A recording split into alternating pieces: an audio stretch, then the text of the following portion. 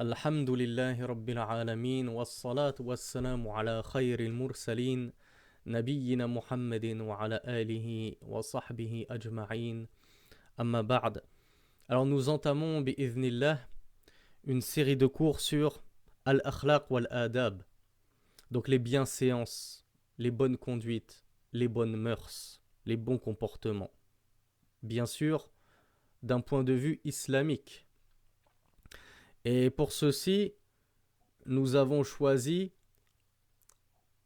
un livre bénéfique qui est en réalité un sous-chapitre d'un livre. Ce livre entier, c'est Al-Kafi.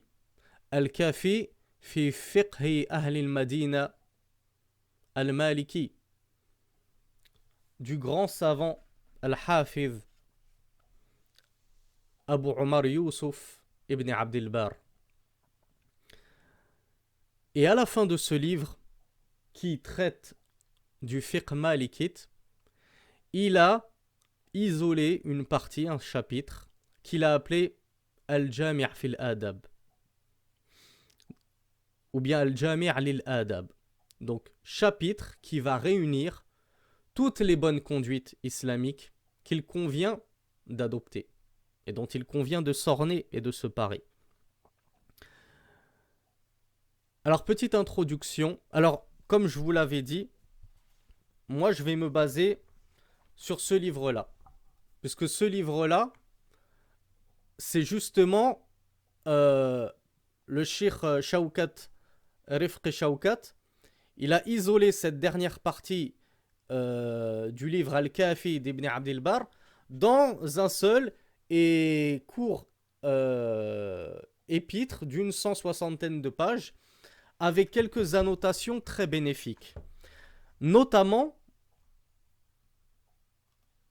Al-Ahadith.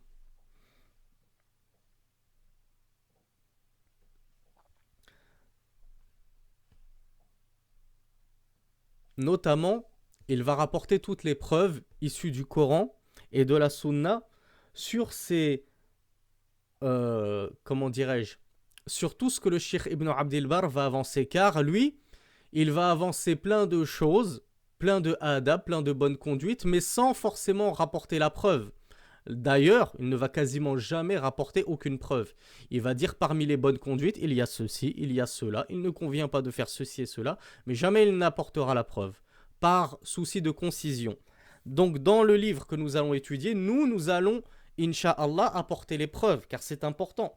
C'est important de savoir pourquoi nous faisons telle et telle chose. Alors, petite introduction sur l'imam Ibn Abdel Bar. Donc, comme on l'a dit, il s'appelle Abu Omar Youssouf, mais il est plus connu sous le nom de Ibn Abdel Bar. An-Nimri, Al-Qurtubi. Pourquoi Al-Qurtubi? Li'annahu Andalusi. Donc, Ibn Abdel Bar venait de Cordoba, en ancienne Andalousie. L'ancienne Andalousie qui est actuellement de nos jours l'Espagne. Donc il était andalou, l'imam Ibn Abdel Bar. Il est né en 368, de l'Hégire bien sûr, et il a composé des ouvrages monumentaux. Parmi eux, Al-Istithkar, At-Tamhid, qui est l'explication du Muwatta de l'imam Malik.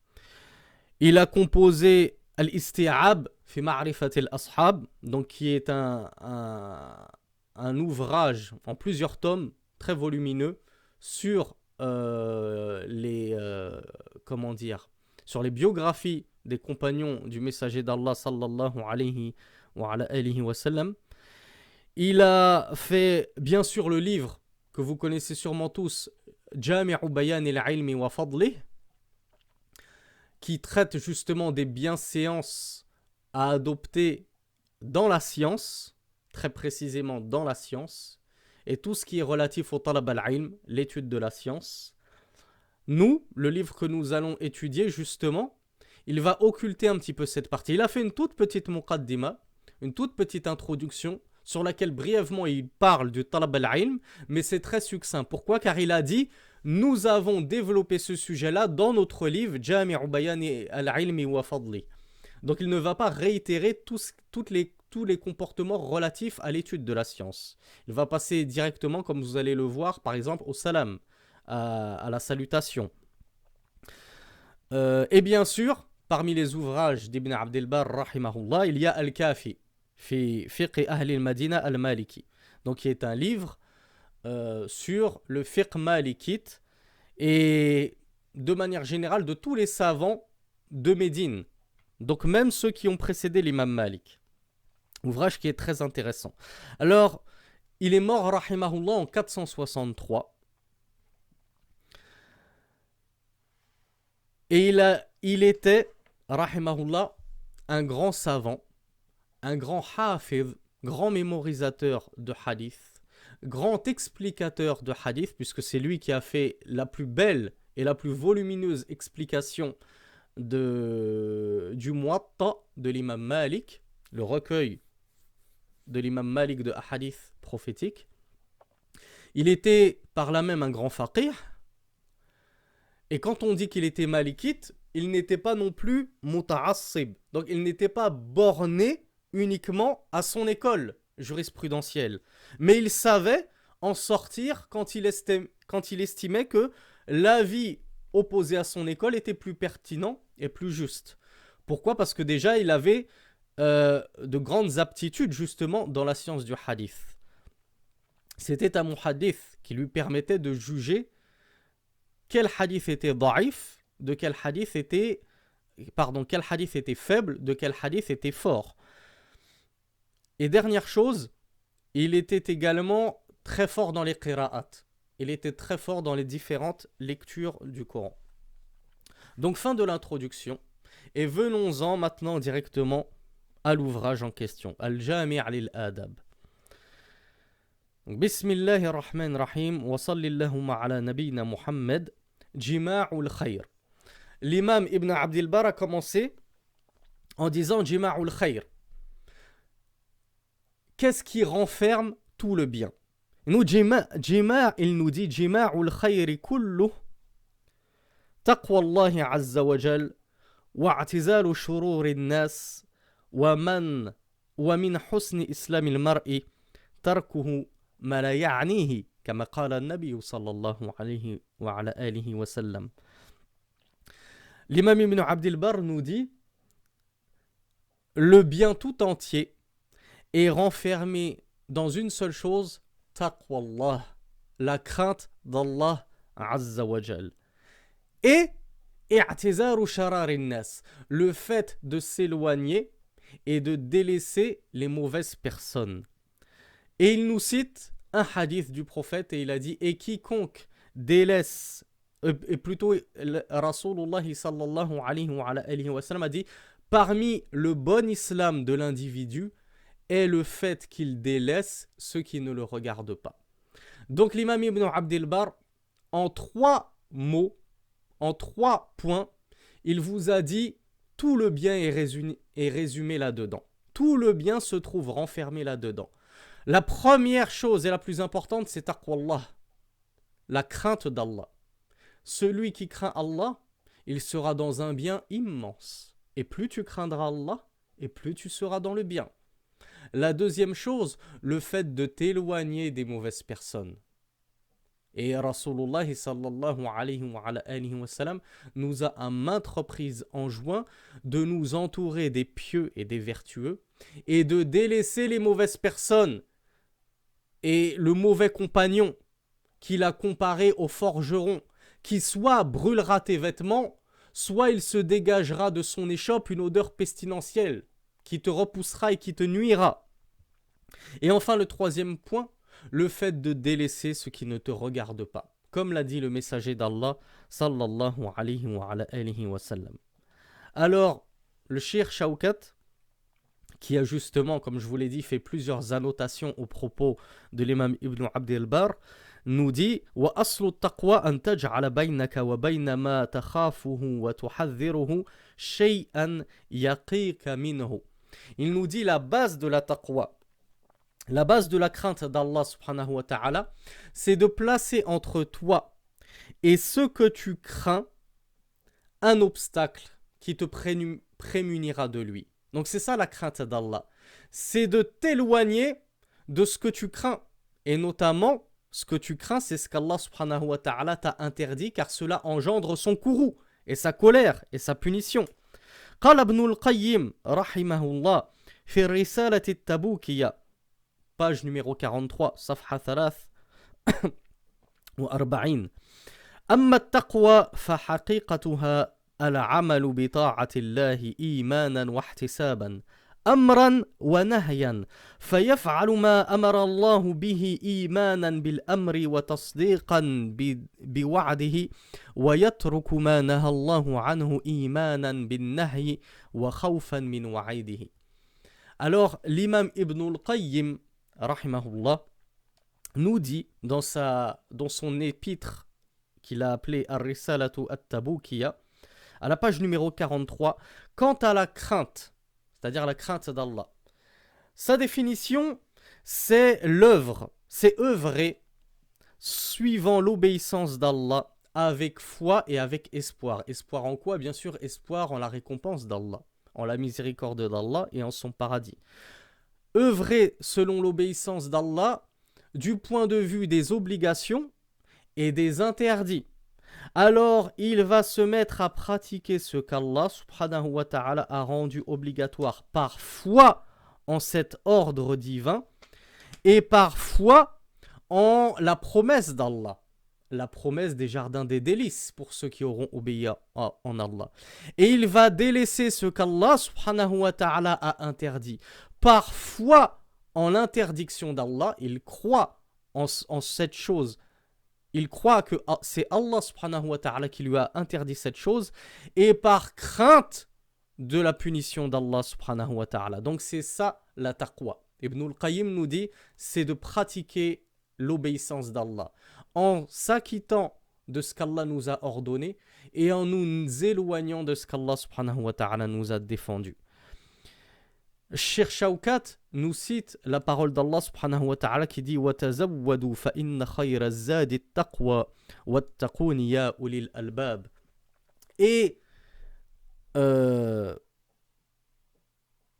parez-vous, je vais le traduire par parez-vous, faites des provisions, et la meilleure des provisions est certes at-taqwa, la crainte d'Allah subhanahu wa ta'ala.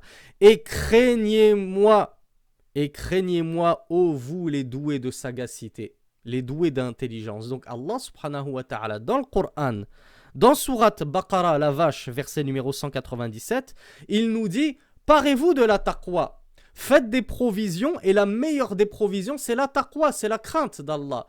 Et craignez-moi, ô vous les doués d'esprit, les doués de raisonnement. C'est Allah Azza wa Jal qui nous demande de le craindre.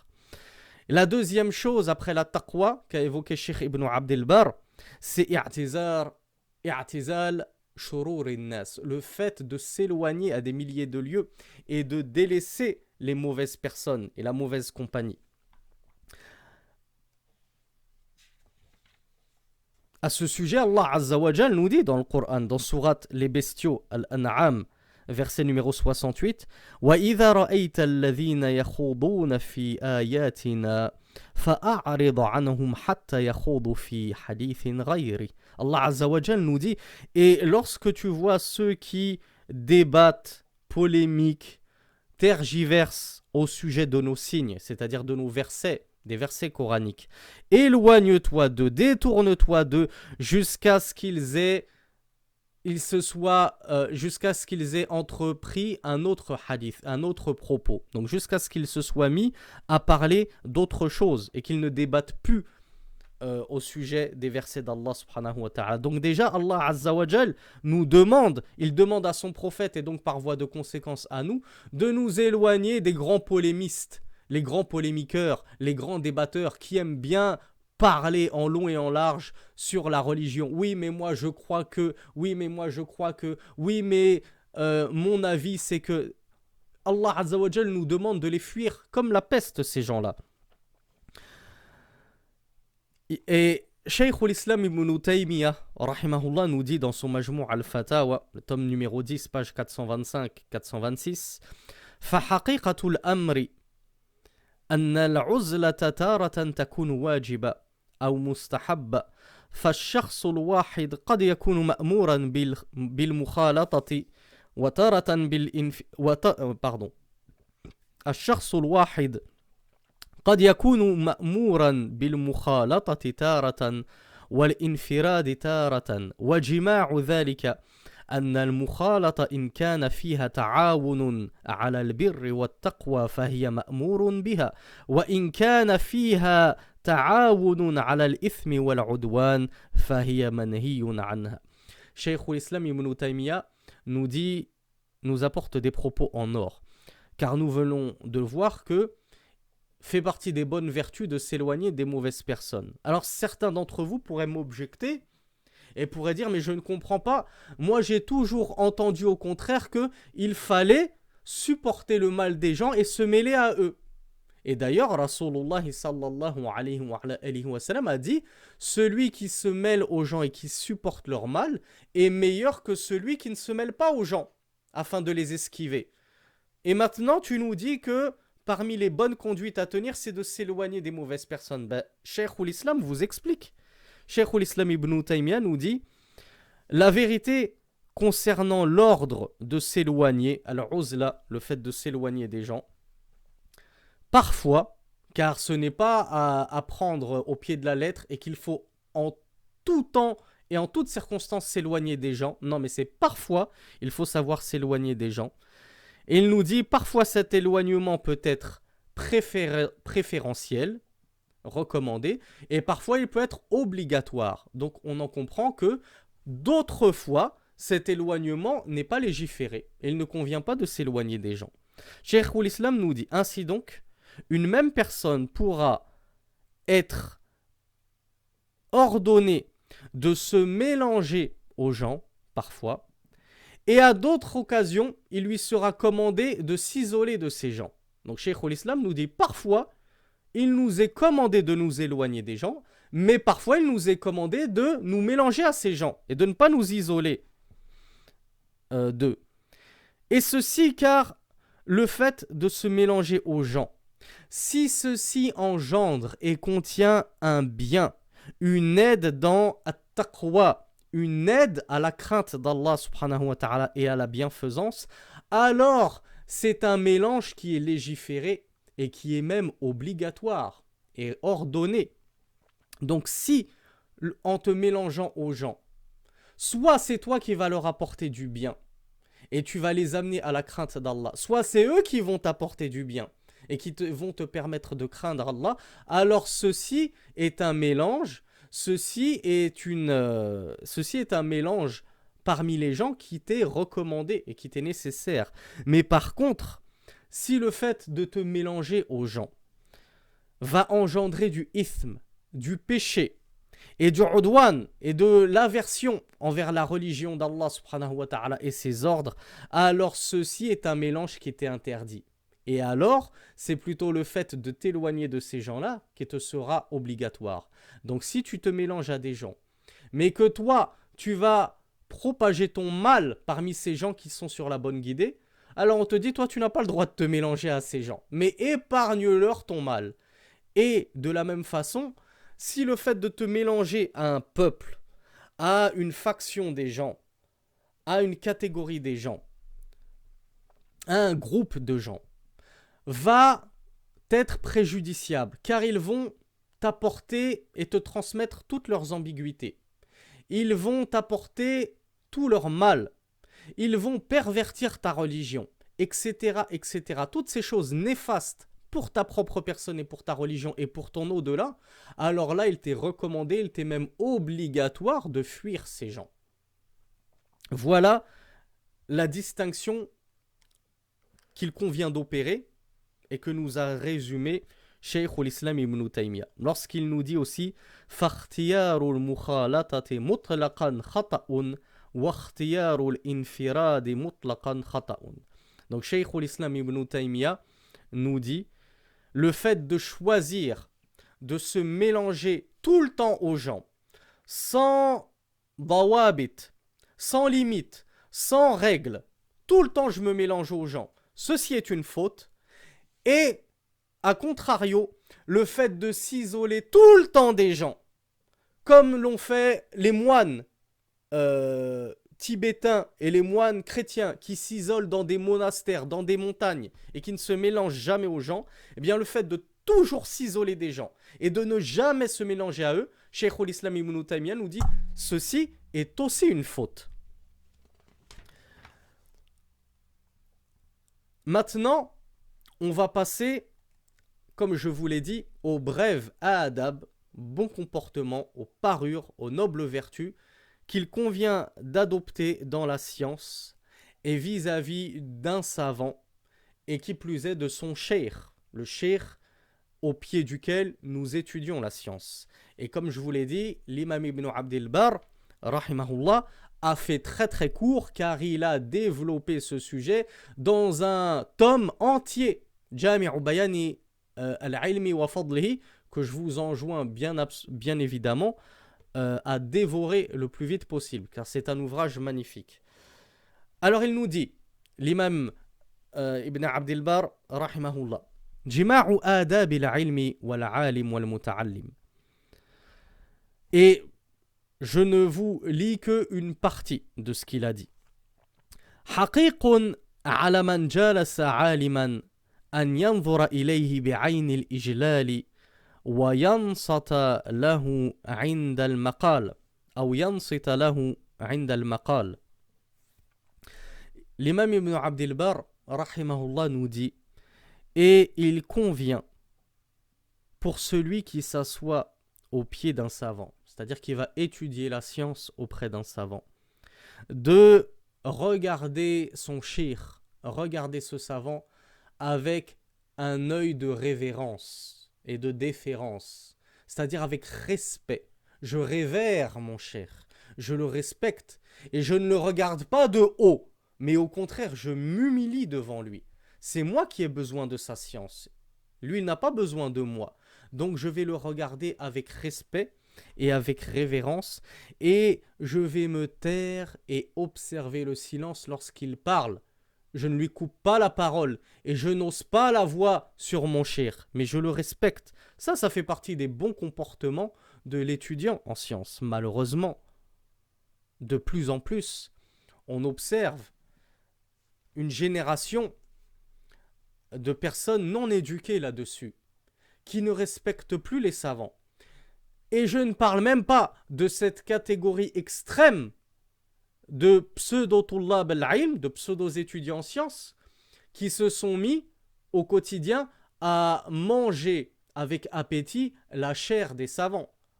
La chair, c'est-à-dire la peau des savants, la viande des chameaux, la viande des savants, qui, comme l'a dit un salaf, la viande des savants, la chair des savants est empoisonnée. Il ne faut surtout pas la consommer. Et les savants, notamment les savants de la sunna, ahlus sunna wal jama'a, je vous enjoins pour les connaître à écouter nos modestes cours ou notre modeste traduction sur la croyance de l'imam al-Tahawi que nous avons donné et qui est disponible dans une playlist. Les savants, nous les révérons, nous les honorons et nous ne les mentionnons qu'en bien. Et celui qui les mentionne en mal est certes sur la voie de la perdition. Donc je vous ai dit, il y a des personnes, et je ne parle même pas de ces personnes qui passent leur journée à insulter les savants, à mentir sur eux, à manger leur chair. Non, je vais parler d'une autre catégorie, bien moins pire, mais qui malheureusement, c'est toujours triste de constater que ça existe toujours. Ce sont des élèves qui ne respectent pas l'imam qu'ils ont en face. Un imam, et qui plus est lorsque c'est un grand imam, un grand cheikh, un grand savant, il va leur donner un cours et, sans lever la main, sans demander la permission de parler, ils vont le couper dans son dars, ils le coupent en plein cours pour lui poser une question. Ça, c'est un très mauvais comportement. Et ça, ce n'est pas révérer son cheikh. Ce n'est pas honorer son cheikh. Ce n'est pas faire preuve de respect envers le savant au pied duquel tu t'es assis. Et parfois, le cheikh donne un cours et tu vas avoir des gens qui vont se mettre à parler comme s'ils étaient à une terrasse de café entre eux et ils vont élever la voix À tel point que le cheikh lui-même est obligé d'élever la voix pour couvrir leur discussion. Et on observe malheureusement ça très fréquemment dans les mosquées. Les gens n'ont plus al-adab, n'ont plus la bonne conduite et le respect du savant, le respect du muallim, de l'enseignant. Et ça, ce sont des conduites dont il faut absolument se parer nous-mêmes, bien sûr, mais qu'il faut aussi absolument transmettre à nos enfants.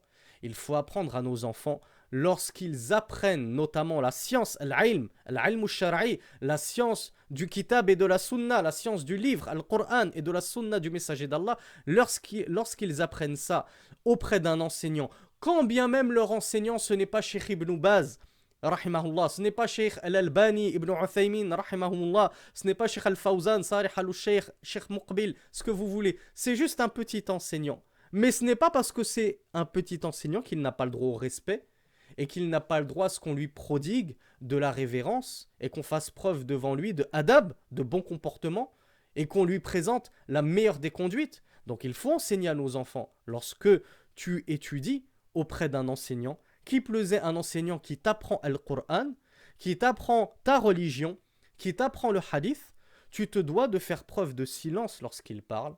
Tu te dois, si tu as une question à poser, de lever le doigt et attendre qu'il te donne la parole pour poser ta question et non pas lui couper la parole ou discuter avec tes camarades et te détourner de son cours. L'imam Ibn Abdel Barr nous dit aussi وبقدر إجلال الطالب للعلم أو للعالم ينتفع بما يفيد من علمه. Et en fonction de la révérence que tu accorderas à ton savant, à ton cheikh, tu profiteras de sa science. L'imam Ibn Abdel Barr, rahimahullah, nous dit, plus tu respecteras ton cheikh, plus tu feras preuve de respect devant lui, et plus Allah te donnera la bénédiction et tu profiteras de sa science. Mais plus tu seras quelqu'un d'orgueilleux, d'autant, de méprisant, d'irrespectueux, etc., et moins tu auras de baraka, de bénédiction dans ton talab al-ilm, et moins tu profiteras de la science de ton cheikh.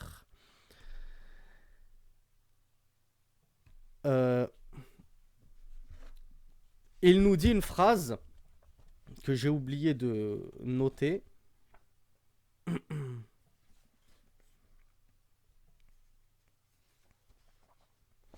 J'espère que je vais la retrouver rapidement.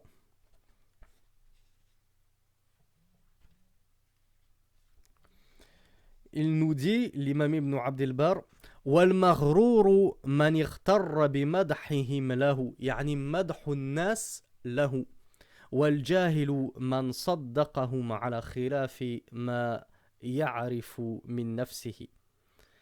Et nous allons conclure dessus parce que c'est une parole absolument exceptionnelle et prodigieuse de Cheikh al-Imam al-Allama Yusuf ibn Abdel Barr, rahimahullah. Il nous dit, le plus grand des trompés, celui qu'on a trompé et illusionné, c'est celui qui va se laisser berner et flatter par les éloges des gens. Les gens qui vont dire, ah, et ça, wallahi, que c'est un conseil que je me donne à moi en tout premier lieu. À moi en tout premier lieu. Puis modestement, je le donne à tout étudiant en sciences, débutant, intermédiaire ou confirmé. L'imam Ibn Abdel Barr nous dit, le grand trompé, le grand déçu, le grand illusionné, c'est celui qui se laissera illusionner par les éloges des gens.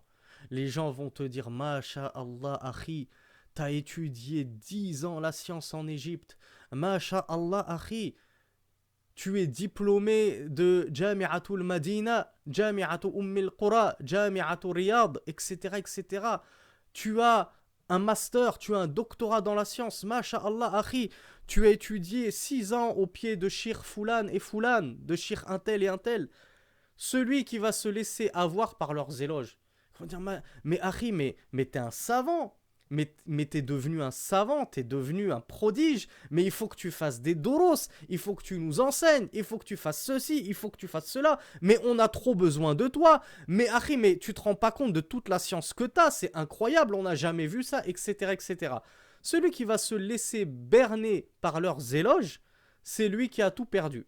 Celui qui croit être un savant, alors qu'en fait, il n'est même pas arrivé à la cheville des tullab al-ilm, des vrais étudiants en sciences, celui-là, il a tout perdu.